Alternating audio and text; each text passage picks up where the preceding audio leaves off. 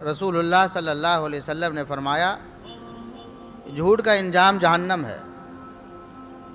جھوٹ کے مفاسد اپنی جگہ پر دنیا میں جو مرتب ہوتے ہیں، جو خرابیاں سامنے آتی ہیں دنیا میں، وہ اپنی جگہ پر،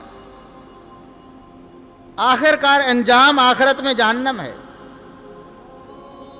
فرمایا ایاکم والکذب، میری امت کے لوگوں جھوٹ سے بچ کے رہنا، جھوٹ سے بچ کے رہنا۔ اور یہ انداز وہی انداز ہے، ایک تو ہے نا کہا جاتا ہے جھوٹ سے بچو بھی، جھوٹ نہ بولا کرو،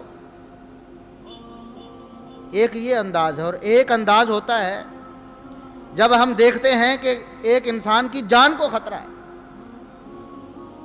ابھی اس کی جان جا سکتی ہے، فوراً اس کو بجائے لمبی بات کرنے کے شارٹ لفظ میں ایک لفظ بول کر اس کو فوراً متنبہ کیا جائے تاکہ وہ بچ جائے، اپنی جان بچا سکے۔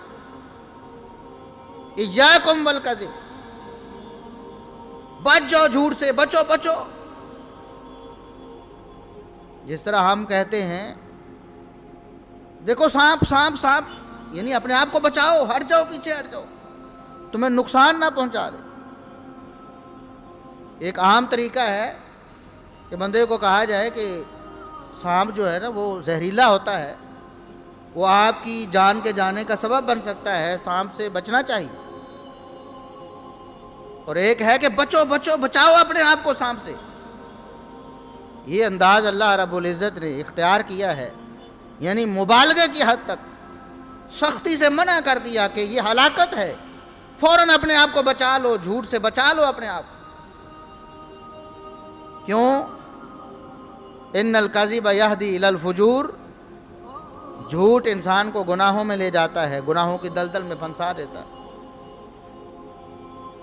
جھوٹ ایک دفعہ بولا گیا تو اس کے لیے 1000 اور جھوٹ بولنے پڑیں، اس کے لیے کتنی برائیاں ان کا ارتکاب کرنا پڑے گا، کتنے جرم اس سے سرزد ہوں گے اس ایک جھوٹ کی وجہ سے۔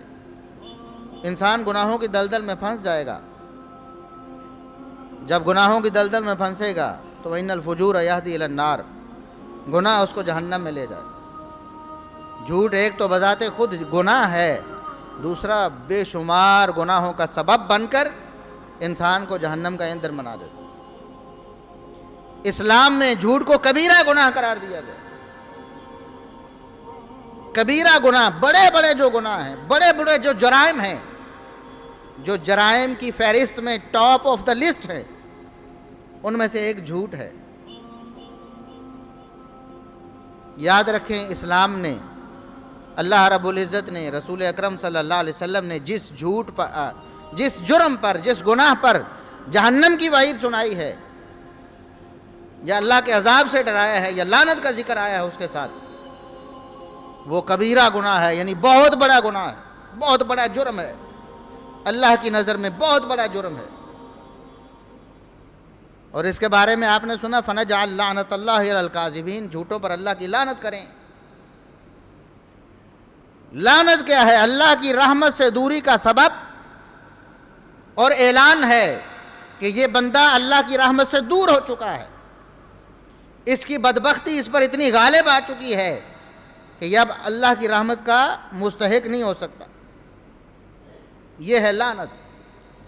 جھوٹے اللہ کی لعنت کا مستحق ہوتے ہیں، اللہ کی رحمت سے دوری کا سبب ہے جھوٹ۔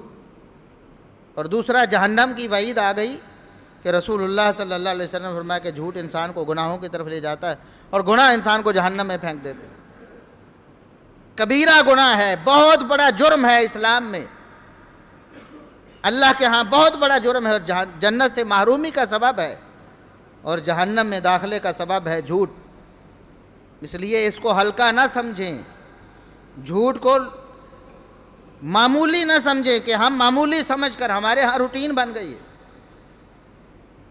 روٹین ہو گئی ہے جھوٹ بولنے کی، عادت ہو گئی ہے جھوٹ بولنے کی، بات بات پہ جھوٹ بولے جاتے، پرواہ ہی نہیں۔ ایک مسلمان اور مومن جب اس سے گناہ ہوتا ہے، معمولی سا چھوٹا گناہ ہو جاتا ہے جس کو صغیرہ گناہ کہتے، وہ بھی ہو جاتا ہے نا،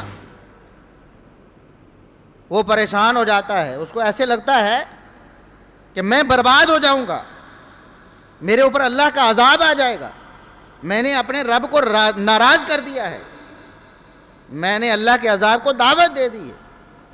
ایسے لگتا ہے گویا ایک پہاڑ ہے جو میرے اوپر گرنے ہی والا ہے، میں اپنے آپ کو اس سے بچا لوں۔